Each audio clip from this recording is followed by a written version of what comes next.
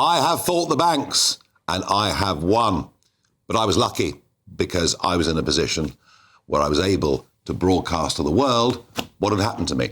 Most businesses, most individuals do not have that right. And we have regularly covered debanking stories on this programme, and we've regularly covered everything that comes under money laundering. Yes, of course, we want to stop criminals laundering money, but actually the legislation that we've got finishes up actually victimising good people. I'm joined in the studio by Kevin Mackie, former director of Mackie Motors. Kevin, a business that had been going for some years.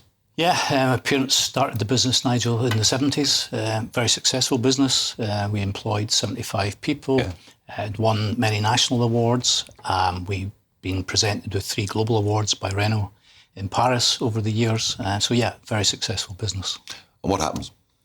What happened was November 2021, we had record orders. We were heading for record profits.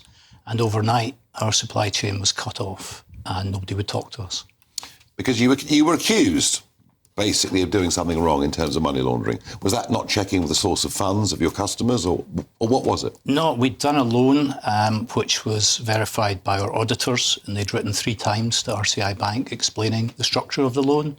And we had, there was no reason whatsoever for anything other than us to play with an open book. We'd done nothing wrong at all. And so the bank reports you to the authorities. Yeah, so we didn't know what had happened. We got a termination letter came through from the bank on the 9th of December.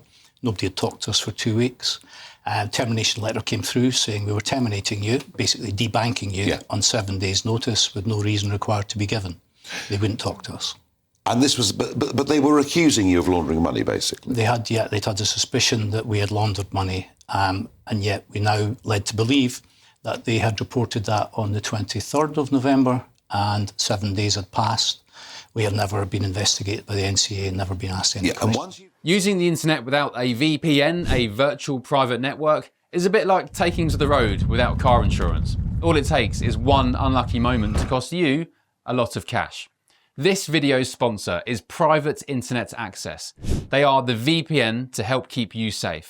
Click the link in the description below to find out why over 30 million people have downloaded PIA to protect themselves online. A virtual private network is an app that hides your IP address and helps keep your data private. When you're browsing the internet at home, you give up a large amount of data to businesses, to shops, and indeed to social media giants too.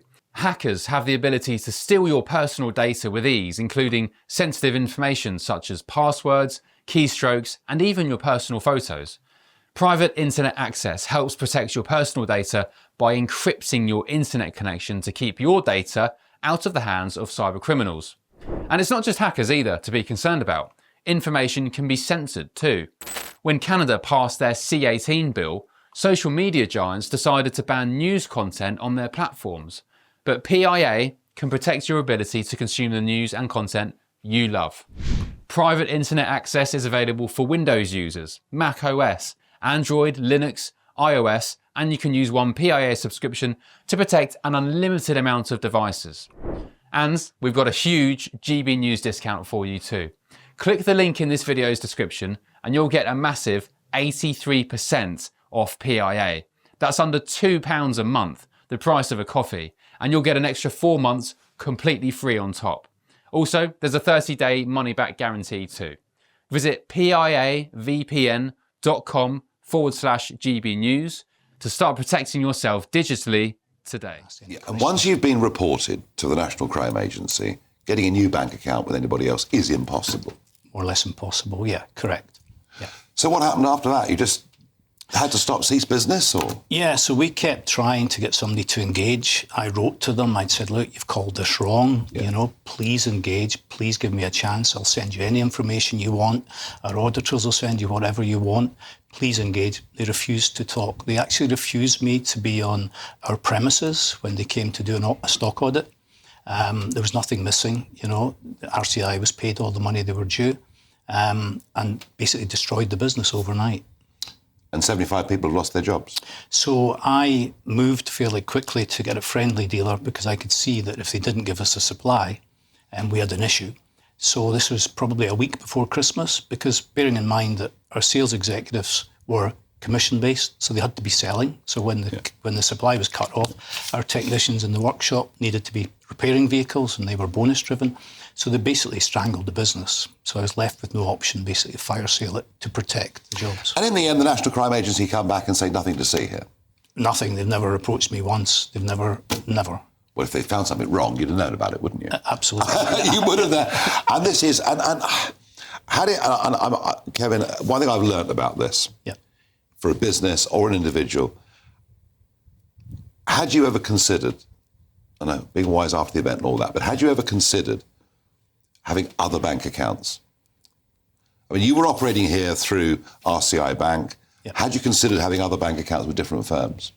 So, Nigel, to be quite clear, we had a Bank of Scotland account. We had a relationship with Santander Finance. We had a relationship with Northridge Finance. None of these people had any issues whatsoever. But the fact of the matter was, nobody would talk to us. So if the bank had wanted to terminate us... Because you were under investigation by the National Crime Agency? Well, that was what they assumed, but we weren't, you know. That would be the reason. That would be the reason. That is why people get shut down. And these money laundering laws, you know, they're designed to stop crime, but it ends up penalising people like you. Whilst we see Turkish barber shops springing up in high streets, Jacob, all over. I mean, you know, Jacob's worked in financial services.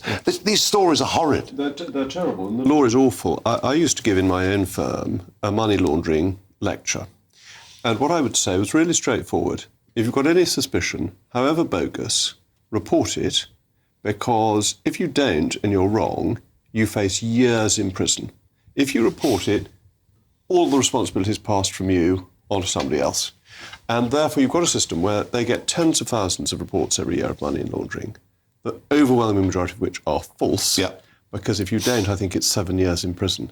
So you feel on the other side of it that you must report on the slightest, most bogus suspicion. The banks That's what the banks do. And so that's why they looked at something in Kevin's business, they didn't understand it, alarm bells went off, they report, they've covered their backs. They've covered up their backs. And his business closes. I mean, and it's dreadful, and it's the law that is so bad. It's all, of course, European law. But because as soon as you say, we've got to look at the money laundering regulations and make them more sensible, you're accused of being on the side of the criminals. It's very, very difficult, but it does have to happen. Kevin, what have you restarted in business, or what have you done? No, we're still fighting, Nigel. So we've issued a new claim in court. We're bringing Renault and Nissan into court for the first time. With RCI named as third party. So we're still fighting it. It's been a hard 4 years, and I have to say, like, the system is broken. One quick example I'll give you. RCI Bank were due us money for vehicles that we'd supplied to customers.